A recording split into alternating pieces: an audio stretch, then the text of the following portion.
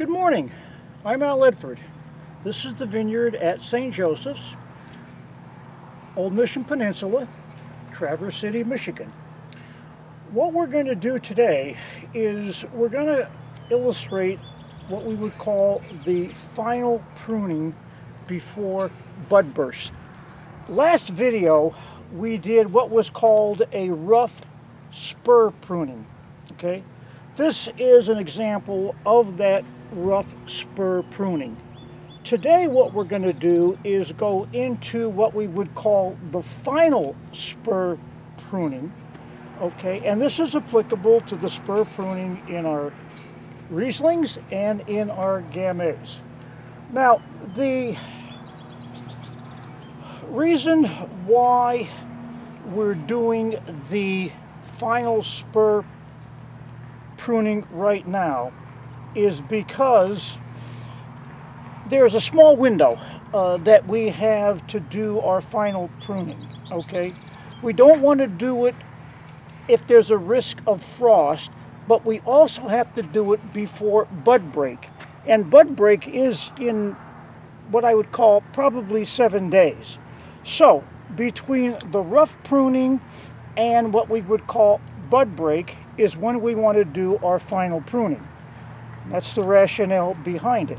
So with regard to final pruning on the spur type of setup, here is what we do now. We take a look at our spurs, which they were quite long when we did our rough pruning. Now, since the risk of frost is somewhat abated, okay, what we could do now is go to the final pruning.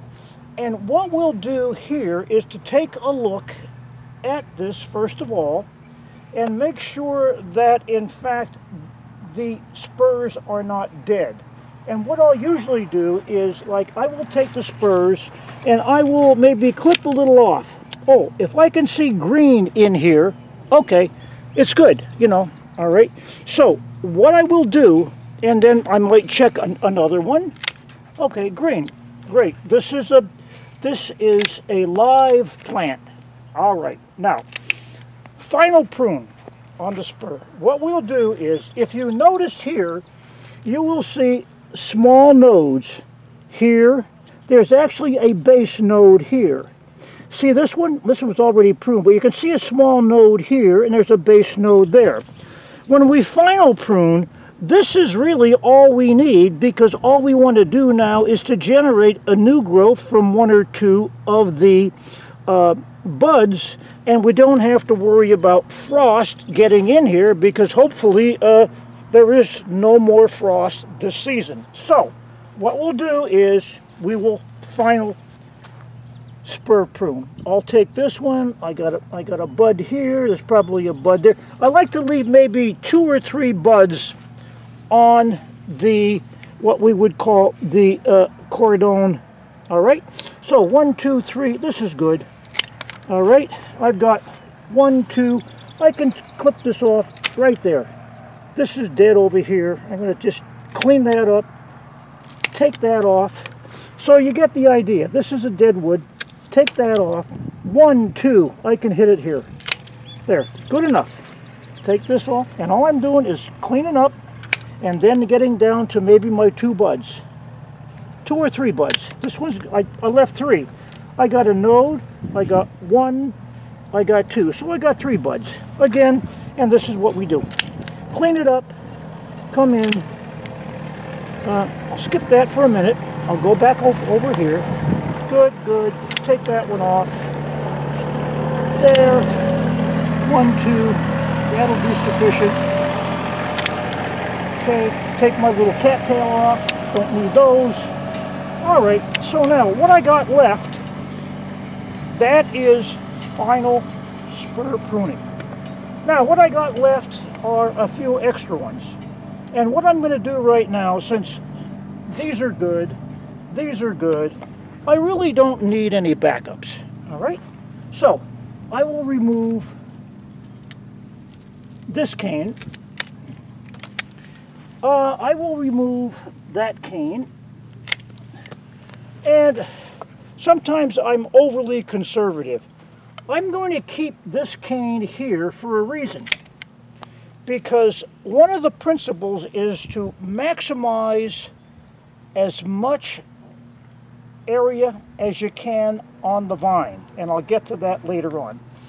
I've got sprouts that will rise up here. I got sprouts that'll rise up here. I got a dead space in the middle here. So what I'm going to say is I'm going to watch this, because if I can get sprouts coming up off this, I can get an extra yield in a dead space I can utilize. So that's the rationale there.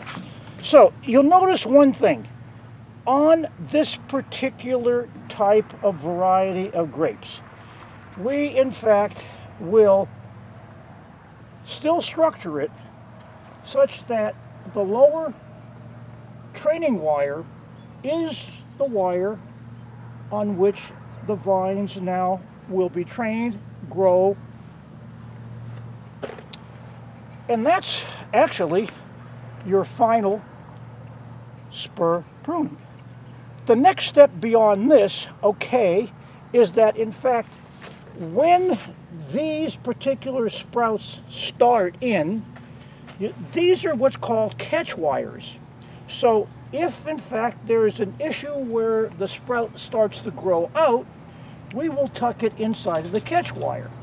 This year we put an extra layer of catch wires in, so now we have a layer of catch wires here, a layer of catch wires here, and a layer of catch wires here. What that does for us, it facilitates us having not to actually move catch wires as in fact the shoots grow. All we have to do is to separate them, tuck the shoots in, separate, tuck the shoots in, separate, and tuck the shoots in. And that's it for this type of setup. What we're going to do now is still what we would call a final pruning, but we're going to do a final pruning on, in fact, our canes that we selected and left grow during the rough cane pruning. So this gets a little bit more complicated and let's say thought-provoking than just the spur pruning, where all we do is clip, clip, clip, clip, clip, and we're done. Okay. When I approach a plant like this, there's a thought process that I've got.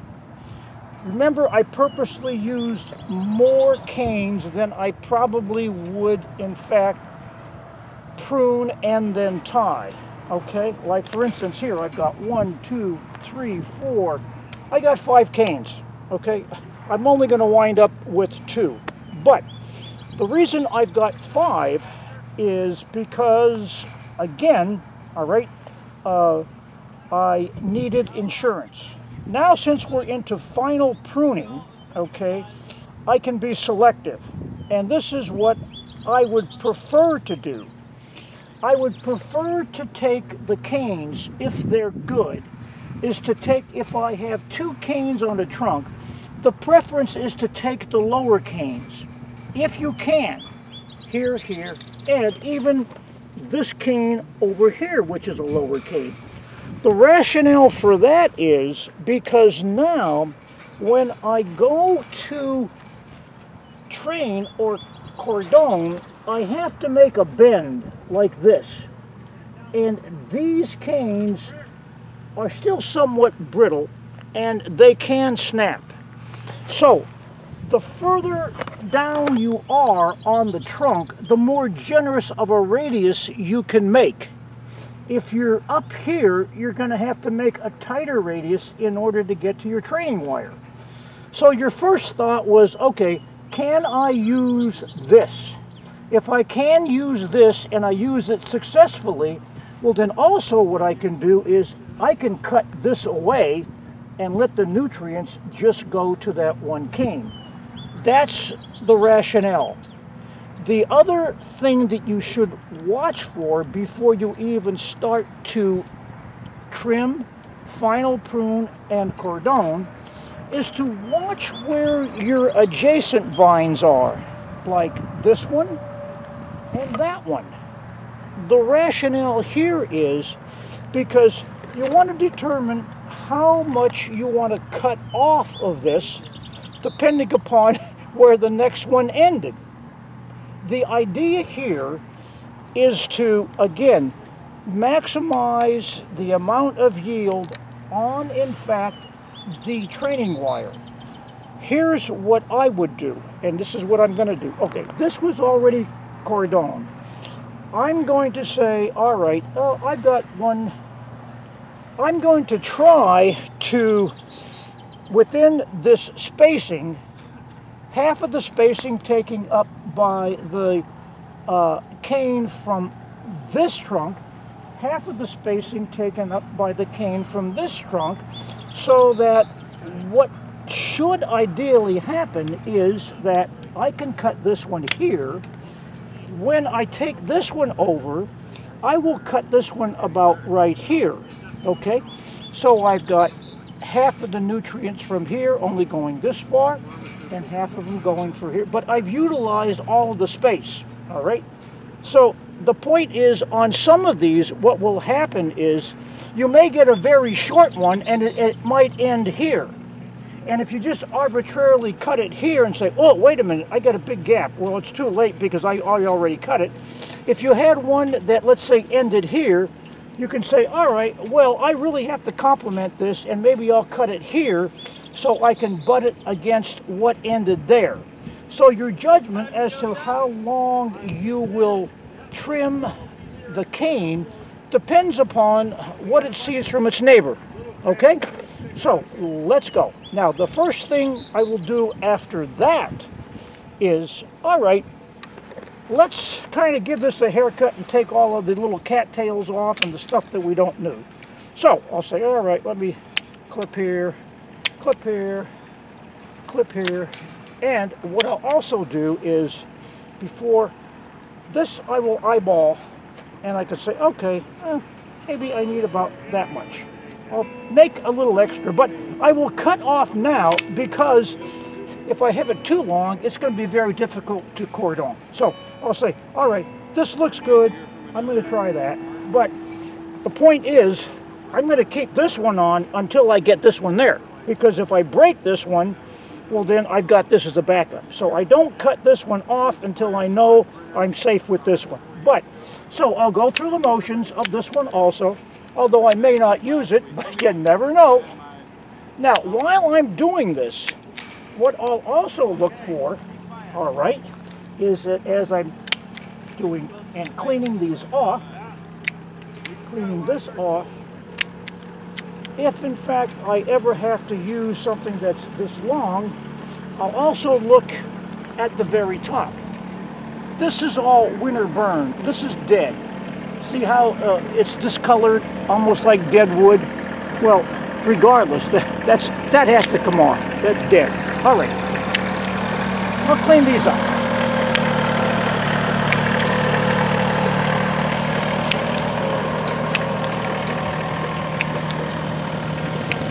So if you want to call that a pre-trim, we can call that a pre-trim. Now, here's what I will do.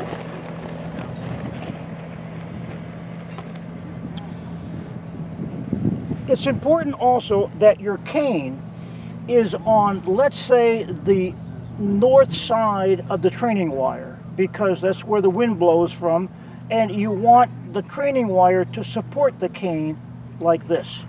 Putting it on this side, the cane is pulling itself away from the training wire.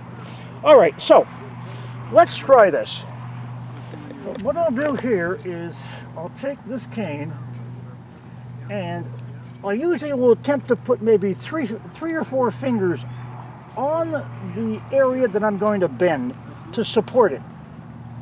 And what I'll do is try to gently support and try to gently bend, and you'll hear a little bit of cracking, and that's okay, because that's just the dead outer fibers breaking off, and they're dead, so it doesn't make a difference.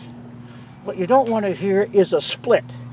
then you know, oh, well, all right, we'll try another one. So, we'll gently bend it over. There was a little crack, and that was acceptable. And then what I'll do is I'll wrap it like this. Wrap it over, wrap it over. Now, what I'll do here is, there are two ways. I need to secure this. I need to, number one, make sure that I have no air gaps between the wire and the cane. Any air gaps means that is an area that is not supported, okay, when we get a fruit cluster, and I need every inch of this thing supported as much as possible. But now, what I'll do here is I'll go down to the, once I think that this is fairly a good, what we call cordon. Cordon is French for rope or roping. But what we're doing here in essence is tying. So once I got it cordon, I will take a piece of wire and I will secure it like this. Now, what I'll also do is, because I don't want an overlap, and when you secure a piece of wire, you want to make sure that it's inboard of a node, because if it's not inboard of a node, the wire can slip off, okay? So, like this one actually should be tied there, now that I cut it, and I'll do that. But anyway, there. I'll adjust this, because I did cut it, to make sure that my wire is on the other side of a node so it doesn't slip off. Now you see, the only gap I got there is a finger gap, okay? And that's good. That maximizes, okay, the amount of the training wire aid and the buds that I can get. Okay. Now, what you do here is, all right, I've got that. That looks good. I don't need this now. So what I'll do is I'll take this off. Now, what you'll do here is just repeat the step on the opposite side, okay, with the other cane. So, what I'll do here is, I've got I've got a cane way down here. And make sure that when you're doing this, that your canes are on separate trunks. It's no good to have one cane coming off here and the other cane coming off there, because now it's being fed by the same trunk. You don't want that. You want each cane to be fed by its own trunk, all right? So here's a trunk. I've got 1, 2, 3 canes. I'm going to try, if I can, actually to take this cane here, because it's the lowest one. I'll estimate where this one ends and say, all right, let's see if we can do that without breaking it. Now this gets a little, and because of that, I'm estimating that this, I can cut this much off, because that's about, and it's easier if I just cut it off than try to thread everything through these catch wires. So I'll take this one, I'll bring it down, bring it over, and I have it on the right side of the wire. I will move this out of the way for now, and this gets a little cumbersome if you want to save something. So what I'll do is I'll go way down here, and I'll bend like this, gently bend, and then you'll help. If you can, what I'm trying to do also, you see how I'm pushing this closer so I can get it closer to this one, so I minimize the open space too. So I try to push it a little closer, a little tighter, and then bring it over, and let's see. Hold it again. Bring it around. Now, you'll notice something. You see how the old fiber gives away and the new cane is in there, yellow or green? It's a healthy cane. So here we go. In, around, around. I'm a little short. I would have liked to have been a little tighter, but that's not bad. And after doing 2,000 of these plants, our volunteers, sometimes you're gonna miss your target, but not that far off. Now, okay, I got that. That's between a node. Now I can come back here and say, okay, well, wow, all right. Now, and you got to be careful you don't cut the wrong cane. Yeah, trace this back and say, okay, it's on. Okay, it's on this cane. I'm all right. So sometimes what I'll do, instead of just arbitrarily cutting down there, I'll cut here first. I'll cut that to make sure that I'm not cutting this one. Okay, that looks good. That looks good. Now I'll take this off. Right. Okay. This one, again, I will take off. All right. So, what we did there no more prune. On a rough cane prune, we cleaned it up. No crawling under the rope. We did a final trim, and we cordoned. And you'll notice that this type of setup, you will cordon on the lower wire. And that's it. That's our final pruning with new canes. I've already finally pruned and cordoned the Marquettes, okay? But the technique as far as pruning and cordoning the Marquettes is the same as you saw in an earlier video for actually final pruning and cordoning the Rieslings that had the cane, okay? So on the Rieslings, what we did was we cordoned on the lower training wire. The only difference between actually the Rieslings, the Gamays, okay, and the Marquettes is that the Marquettes, because it's a different variety, a hybrid, we cordon not on the lower wire, but we have a fourth top wire. And this is what's called top position cordoning. The other one that we had in the Rieslings was what was called a vertical shoot cordoning. Marquettes have a top, and you can see we in essence did the same thing. We came in, we radiused so it wouldn't bend. We did a little bit of a spiral. We went to the ends, and in fact we tied them. Again, attempting to have just a small space between each of the Marquette vines, here and here. You probably would have noticed that I did in fact have an extra cordon on the Marquette.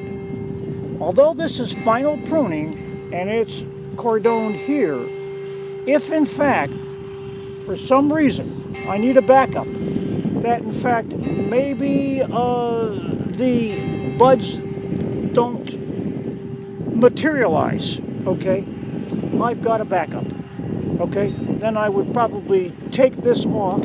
If I couldn't cordon it on this one, I would come back and cordon it on this one. So I may have one that's here, and I may have one that's there. This is only, a third one is only insurance after the final prune and cordon. So basically, that's the way the Marquettes are done. Everything else is the same.